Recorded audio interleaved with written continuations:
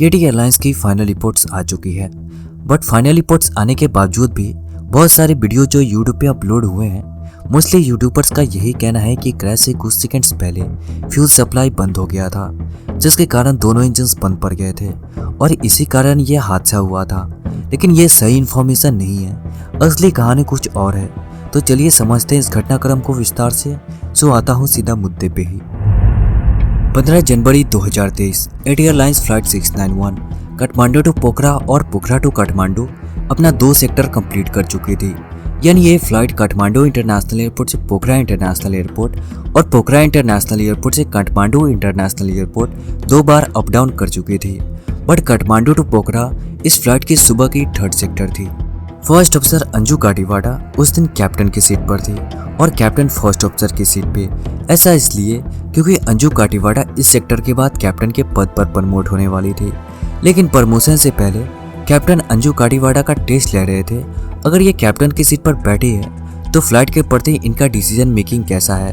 यानी कैप्टन यहाँ चेक कर रहे थे कि ये डिसीजन कब, कहाँ और कैसे ले रही है। दुनिया का हर फ्लाइट का कैप्टन फर्स्ट ऑफिसर के लिए एक टीचर के रूप में होता है, क्योंकि कैप्टन को एक्सपीरियंस होता है कि कौन से प्रोसीजर को कब, कहाँ और कैसे फॉलो करना है। ऐसा नहीं है कि फर्स्ट ऑफिसर को कुछ आता ही नहीं, इन्हें हर चीज आता है। सिर्फ इतना अनुभव नहीं होता कि कौन से इंस्ट्रूमेंट्स को कब यूज करना है।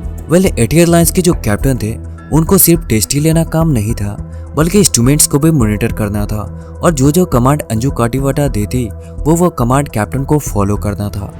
सो यह फ्लाइट आम दिन की तरह पोखरा एयरपोर्ट के लिए नॉर्मल डिसेंडिंग करता है और डिसेंडिंग करते हुए इनिशियल कॉन्टैक्ट के दौरान पायलट एयर ट्रैफिक कंट्रोलर से न्यू पोखरा इंटरनेशनल एयरपोर्ट के रनवे 30 पर लैंडिंग करने का इजाज़त मांगते हैं और बिना किसी रुकावट के इस फ्लाइट को एटीसी की तरफ से क्लियरेंस भी मिल जाती है। बट इसके कुछ मिनट बाद पता नहीं कैप्टन के दिमाग में क्या चलता है कि वो रनवे 30 पर लैंडिंग करने का डिसीजन कैंसिल कर देते हैं और एटीसी से रनवे 12 के डायरेक्शन से लैंडिंग करने का परमिशन मांगते हैं एंड इसकी भी क्लियरेंस मिल जाती है। लेकिन ये बात किसी को नहीं पता कि कैप्टन ने ऐसा फैसला क्यों लिया था, जबकि विजिबिलिटी बहुत अच्छी थी और हवा की गति भी लगभग सिर्फ 7 किलोमीटर प्रति घंटा की ही थी। ये तो कैप्टन ही जाने उन्होंने ऐसा क्यों किया था एंड कॉकपिट वॉइस रिकॉर्डर में इस डिसीजन चेंजिंग का कोई सबूत भी नहीं है। खैर, तकरीबन 10:51 और 36 सेकेंड पर यह विमान एयरपोर्ट के 5 मील की दूरी से रनवे 12 के लिए डाउन विंड ट्रैक में इंटर कर जाती है। यानी यह विमान अपना हेडिंग चेंज करके राइट डायरेक्शन में मुड़ जाती है और डाउन विंड लेग को ज्वाइन कर लेती है। डाउन विंड लेग असल में जो ये लाइन होती है इसे कहा जाता है ट्रैफिक सर्किट, बट इंट्री के अकॉर्डिंग इस ट्रैक का अलग अलग नाम दिया गया है, जैसे कि cross wind leg, down wind leg, base leg and final. तो येटी एयरलाइंस फ्लाइट 691 लगभग 10:51 पर रनवे के पैरेलल डाउन विंड लेग में थी और प्रॉपर विजिबिलिटी के कारण एयर ट्रैफिक कंट्रोलर ने अपनी आंखों से इस विमान को कंट्रोल टावर पर से ही आइडेंटिफाई कर लिया था। खैर, 10:56 और 12 सेकंड पर पायलट फ्लैप्स लीवर को खींचकर 15 डिग्री पर सेट कर देते हैं और साथ साथ लैंडिंग गियर को भी डाउन कर देते हैं। 10:57 और 27 सेकंड पर अंजू काटीवाड़ा फ्लाइट का ऑटो पायलट डिसएंगेज कर देती है और इस वक्त फ्लाइट की ऊंचाई जमीन से तकरीबन 721 फीट थी। एंड इसके बाद अंजू काटीवाड़ा कैप्टन को कमांड देते हैं कि आप फ्लैप्स को 30 डिग्री पर सेट करो। इसके बाद कैप्टन रिप्लाई देते हुए कहते हैं, okay flaps 30 degree set, continue descending. Captain का ये कहना था कि फ्लैप्स 30 डिग्री पर सेट हो चुका है और आप नीचे उतरने का प्रक्रिया जारी रखो। बट इसके बाद विमान की स्पीड बहुत तेजी से घटने लगती है, लेकिन दोनों पायलट को हर चीज नॉर्मल ही लग रहा था। अब इस विमान को बेस लेग में इंटर करना था, लेकिन बेस लेग में इंटर करने से पहले दोनों pilot before landing checklist procedures को एक बार फॉलो करते हैं। बिफोर लैंडिंग चेकलिस्ट असल में फाइनल अप्रोचिंग के वक्त यह एक तरह का रीचेक प्रोसीजर होता है। दोनों पायलट बोल कर लैंडिंग से पहले आखिरी बार कंफर्म करते हैं कि इंस्ट्रूमेंट्स और लीवर सही जगह पर सेट हुआ है या नहीं। For example, captain first officer से पूछेगा landing gear down, then first officer कहेगा yes landing gear down, flap steady, then flap steady, seat belt sign on, yes seat belt sign on. मतलब सीधा सीधा या एक लफ्जों में कहूँ तो आखिरी बार नजर को एक बार कॉकपिट में घुमाना होता है कि लैंडिंग के लिए हर चीज सही जगह पर सेट हुआ है या नहीं। सो इस फ्लाइट का दोनों पायलट बिफोर लैंडिंग चेकलिस्ट के दौरान सिर्फ बोलकर ही कंफर्म किए थे कि हाँ हर चीज जगह पर लैंडिंग के लिए सेट है, बट नजर को नहीं दोहराए थे और ये काम था मेन कैप्टन का। सो यहाँ अंजू काटीवाड़ा का नज़र जब स्पीड इंडिकेटर की ओर जाती है तो स्पीड में कमी नजर आती है, इसलिए ये थ्रस्ट लीवर को आगे पुश करके लगभग 43% पर कर देती है ताकि विमान का स्पीड बढ़ जाए।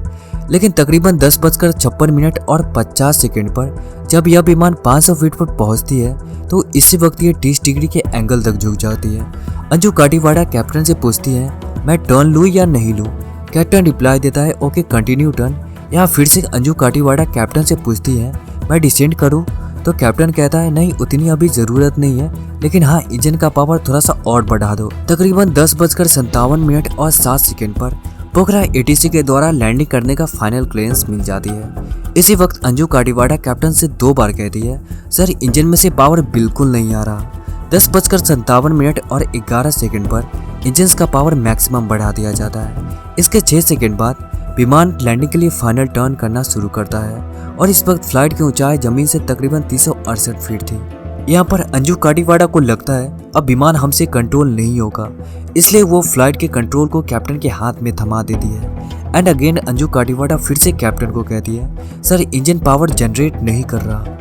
10:57 और 24 सेकंड पर यह विमान स्टॉल कंडीशन में चली जाती है। मतलब ये था कि फ्लाइट की स्पीड इतनी कम हो चुकी थी कि ये फ्लाई भी नहीं कर सकता था। 10:57 और 26 सेकंड पर यह विमान पूरी तरह से बाएं की तरफ झुक जाती है और इसके 6 सेकंड बाद एटी एयरलाइंस फ्लाइट 691 जमीन से टकराकर क्रैश हो जाती है। बट इस कहानी में अभी असली ट्विस्ट बाकी है। 10:56 और 27 सेकंड पर जब अंजू काटीवाड़ा कैप्टन को फ्लैप्स लीवर को 30 डिग्री पर सेट करने के लिए कही थी तो कैप्टन फ्लैप्स लीवर को ना खींचकर कंडीशन लीवर को खींचकर फेदर मोड पर कर दिया था और यही सबसे बड़ी गलती थी। लेकिन इस चीज को समझने के लिए हमें सबसे पहले फ्लैप्स को समझना होगा, देन कंडीशन लीवर को। फ्लैप्स असल में लैंडिंग के दौरान यूज होता है। इस लीवर को पीछे की तरफ खींचने से फ्लैप्स एक्सटेंड होती है, जिसके कारण विमान स्लो स्पीड में भी फ्लाई कर सकती है। अब आते हैं कंडीशन लीवर पे। तो कैप्टन जब कंडीशन लीवर को खींचकर फेडर मोड पर किया था तो फ्लाइट का प्रोपेलर हवा को काटना ही बंद कर दिया। थोड़ा सा आप इस इमेज को ध्यान से देखो। जो ये लेफ्ट प्रोपेलर है ये नॉर्मल मोड में है और ये जो राइट प्रोपेलर है ये फेदर मोड में है। फेदर मोड में प्रोपेलर का ब्लेड का एंगल बदल जाता है और 90 डिग्री के एंगल पर सीधा हो जाता है, जिसके कारण ये प्रोपेलर हवा को काटकर पीछे फेंक ही नहीं पाता। जब ये हवा को काटकर पीछे फेंकेगा नहीं तो विमान आगे बढ़ेगा कैसे? सो एटी एयरलाइंस का एक नहीं बल्कि दोनों प्रोपेलर फेदर मोड में चला गया था एंड इसी कारण इस विमान की स्पीड बहुत तेजी से घटने लगी थी। और ये गलती इसलिए हुई क्योंकि कैप्टन ने बिना देखे फ्लैप्स की जगह कंडीशन लीवर को खींच दिया था। लेकिन अभी आपको एक चीज का कंफ्यूजन ही होगा। क्रैश से कुछ सेकेंड पहले अंजू काटीवाड़ा कैप्टन से कही थी कि सर इंजन पावर बिल्कुल जनरेट नहीं कर रहा। तो मैं आपको बता दूं कि फिश फ्लाइट का दोनों इंजन क्रैश के वक्त तक 100% बिल्कुल ठीक था। न ये खराब हुआ था और ना ही बंद। सिर्फ जब इंजन का पावर बढ़ाने के बाद जब स्पीड नहीं बढ़ पा रही थी इसलिए ऐसा वो कैप्टन से कही थी। एंड एक चीज और, अगर प्रोपेलर फेदर भी हो जाए ना तो इंजन पर बिल्कुल ही फर्क नहीं पड़ने वाला।